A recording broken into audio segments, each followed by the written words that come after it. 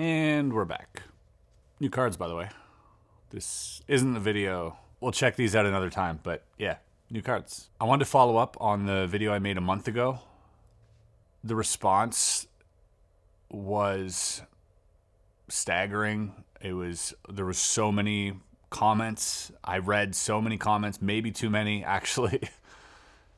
However, 95% of those comments were overwhelmingly positive. Few of them were criticism, which I can handle, sort of what can I do to fix the situation. And then obviously some people were upset that I was sort of complaining about my situation, which totally understandable, and I expected that. But for the most part, you guys, just the messages you wrote, the thousands of you that have reached out to me, other creators on the platform as well, and family members and friends, and just everybody who's reached out, I want to thank you. Part of me regretted making that video the instant I uploaded it, because I didn't want anyone to feel bad for me. This is the last thing I wanted. It wasn't a cry for help, although the tone of the video made it seem otherwise. It was me venting my frustrations with the platform and with sort of my mental health. And when people started reaching out to me at first, I didn't want that, because I felt like I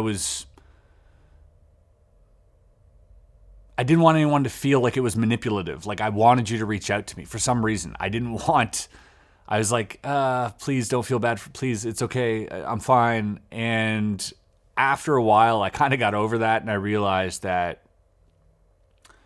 it genuinely came from a good place, like a place of love from the people who reached out. And I realized that, and I want to thank you for that. So thank you very much. I needed to take some time off to sort of unplug. And I'm not here to say that, a month has gone by, I went to Japan, and now I'm cured. That's not it at all. When you live with mental health issues, which most of us do nowadays due to social media and everything else, there's an ebb and flow. It comes and it goes. And I know that I'll be there again, although I'm not there now. I know that I see the signs, and I know what's to come. And the only thing I can really do is prepare myself for that when it does arise, and take the necessary steps to help me either avoid or overcome it. And so during this month off, although it felt good, there's a part of me that was super stressed, because I am running a business, and not uploading is definitely a detriment to my channel and financially and everything else. But I needed that time. I genuinely needed that time. And so I did travel to Japan. I filmed my very first mini documentary, which I posted a couple days ago. If you want to check it out, it's a labor of love. I enjoyed doing it so much. And in that documentary, there were these craftsmen who are working on these puzzles. And, they said some really profound things that resonated with me in what I'm going through right now. Things like, do what you love, and if you don't love it, it won't be any good. Don't worry about the money, worry about finishing an interesting idea. And all these sort of things that I already knew. When I create content from day one, I have these blinders on, because I'm so passionate about whatever it is I want to create, whatever piece of art that I'm working on. I literally cut out the entire world, and I follow my vision only. And that's, I think, what's brought me success over the years, is not listening to anything else and not worrying about any other variables. Now, all that's well and good when things are on the up. But when things aren't on the up, I start questioning, wow, is this really what I want to do? Is this really the direction? Am I forcing it? And then I do begin forcing it, because I start panicking. I start just churning out content for money. And so there's this balance that needs to exist, and I want to find that balance. And that's part of my journey right now, is to look for that balance, because although a lot of you gave me a suggestion to, hey, Chris, cut out those cinematic intros. More people, the watch time will be better, the viewer retention will be better, more people will watch if you just cut to the chase. trim the fat. I even had people reach out being like, I know how I can increase your revenue through viewer retention by cutting in words and pop, pop, pop, pop. And I think you missed the point of what I was trying to say. The point is, those cinematic intros are what I love the most. It's why I get up in the morning. You know, thinking about story and creating this world, this universe out of nothing, out of essentially just items that I have laying around and with lighting and telling a cool story through editing and directing and all these things. I really enjoy that. Now, some of you might think, well, you should start a channel on cinematography. No, I don't want to. I want to do what it is I want to do without compromise. And it's as selfish as that is, it's gotten me this far. And I need to believe that if I just keep following the vision I have, I need to trust that everything's going to be fine. And if they aren't fine, okay, I'll be fine because I'm still good here. And I think that's more important than anything else. So I did that with the latest video. It was a long form video. It's like a documentary style, slowly paced, cinematics, music, editing, all these things. All the things that YouTube hates. You know, it's not a vertical video. But I did that because I had fun doing it. And should it get a billion views? Awesome.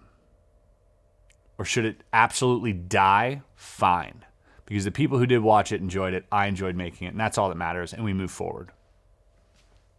And that's the sort of attitude I've always really had. You know, I was just, I came up to a point where it wasn't the workload that stressed me out, that caused a burnout. It was the expectations that I set for myself. Meeting the expectations I set for myself, the expectations of my peers, of the audience, of brands, of all these things, I had these expectations. And when I wouldn't meet those expectations, that would stress me out. And so I realized that I'm the one setting those expectations. That's all in my head. If the expectations are lowered and I say, hey, that's not going to work, or I can't do this, then that becomes the expectation, and that's okay. It's okay. Another thing that helped me out, which I've thought about in the last month, was scheduling. I'm terrible at scheduling, although every Wednesday we got a puzzle video. It looks like I'm great at scheduling. I'm actually terrible, and my team knows this. So from now on, videos will be uploaded on Fridays instead of Wednesday. No more Wednesday videos unless it's like a short or something, but Fridays is the upload day, and it gives us a whole week to work on a video. And it doesn't seem like a big change to you, but it's a massive change around here. I will also be streaming on my Twitch channel on Fridays only. Again, I would jump around all week, streaming here, do this, and this chaotic sort of nature of, I'd always have this mentality, like I'm an artist. I work when the inspiration hits me, and it doesn't. Life doesn't always work like that. You have to schedule some things, or else chaos ensues. And so Fridays we're going to be streaming on Twitch as well. As for projects, I've definitely said no to a bunch of projects. I had a New Year's resolution years ago where I would say yes to everything, and everything just like skyrocketed. I was saying yes to absolutely everything. After that, I went through burnout, and my next resolution was say no to things. Say no to a lot of things and be more picky, be more selective about what you want. And that really, really was the pocket, because although it felt like I was maybe making less money or seeing less of the opportunities, I was thriving mentally. And because of that, everything else sort of went up. And I think I'm there again. I think I just got to say no to things and do things that I want to do and trust my vision. It's the one piece of advice I have for any content creator that's ever asked me, how do you deal with like comments? How do you deal with like the audience? And I've always said this, just don't listen to any of the comments. Read them if you want, just don't listen to them. Because the vision that you have, the vision that I have for whatever it is I want to create for this channel, for this platform, for my life, I have a clear vision, or I have at least a vision that seems reasonable. I can see the line. And if I start listening to all the praise, or man, keep doing this type of video, you'll do well, do this. And I start deviating from that line that I've created, that path.